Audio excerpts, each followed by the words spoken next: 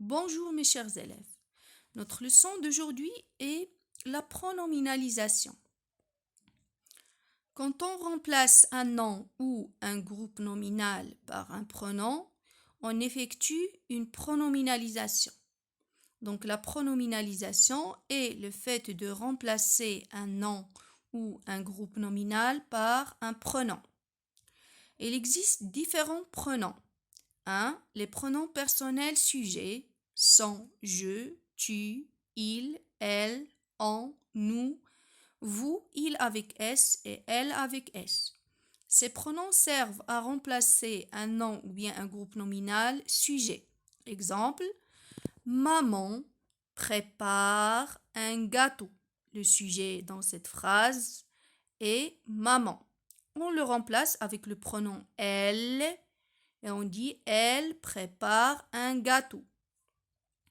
Deuxième exemple, moi et mon ami regardons un film. Le sujet est moi et mon ami. On le remplace avec nous et on dit nous regardons un film. Les pronoms personnels compléments d'objet sont le, la, les, elle apostrophe, lui, leur, on, y. Exemple, je range ma chambre. Ma chambre, c'est un complément d'objet direct. Donc, c'est un complément d'objet direct. Ma chambre. Je range quoi? Ma chambre. Donc, on le remplace avec la et on le met avant le verbe. Je la range. Si c'était un nom masculin, par exemple, je range le stylo, je vais le remplacer avec le et je dis je le range. Donc le, la, les, elle apostrophe, ces pronoms remplacent un complément d'objet direct. Deuxième exemple, mon père parle à son ami, complément d'objet indirect, on le remplace avec lui et on le met aussi avant le verbe. Il lui parle. Les pronoms personnels compléments d'objet indirect sont lui, leur, le pluriel de lui, on et y. Les pronoms possessifs qui indiquent à qui appartient ce dont on parle, c'est-à-dire il indique la possession. Les pronoms possessifs masculins singuliers, le mien, le tien, le sien, le nôtre avec un accent circonflexe sur le O pour ne pas le confondre avec notre, le déterminant. Quand on le met avant le nom, on dit notre livre. Le vôtre aussi avec un accent circonflexe sur le O. Il ne faut pas le confondre aussi avec votre, le déterminant. Quand on le met aussi avant le nom, votre livre, le, leur. Au pluriel, on dit les miens avec S, les tiens, les siens, les nôtres, les vôtres, les leurs. Le féminin singulier, on dit la mienne, la tienne, la sienne, la nôtre, la vôtre, la leur.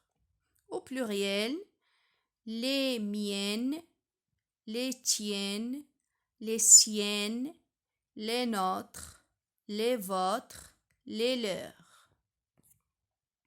Exemple, ma robe est plus belle que ta robe. Si vous remarquez ici, il y a le déterminant possessif ta robe. On l'a remplacé avec la tienne. Tes, ta, tienne. Ta robe, la tienne. Il est féminin, singulier, donc la tienne. Ces jouets ne sont pas comme mes jouets, mais les miens. Mes jouets, les miens. Donc, masculin pluriel, on le remplace avec les miens. Les pronoms démonstratifs qui indiquent ce que l'on montre. Les pronoms démonstratifs masculins singuliers sont celui, celui-ci, celui-là. Masculin pluriel, ce, ceci, cela.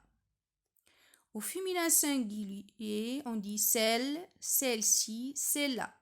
Au pluriel, celle avec S, celle-ci aussi avec S et celle-là.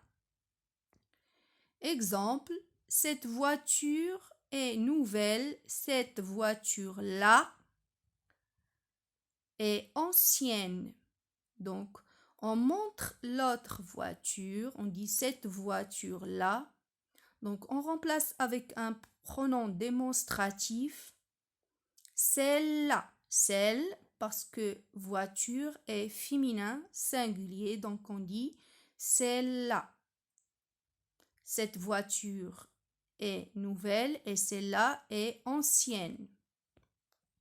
Les pronoms interrogatifs sont quel avec un seul L, quel avec deux L, quel au pluriel avec un S, masculin avec deux L, quel avec un S au pluriel.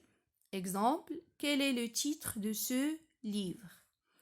Quel est avec un seul L, elle est masculin, singulier, parce que le titre, le nom ici est masculin, singulier. Si c'était féminin, on va dire par exemple quelle est la date.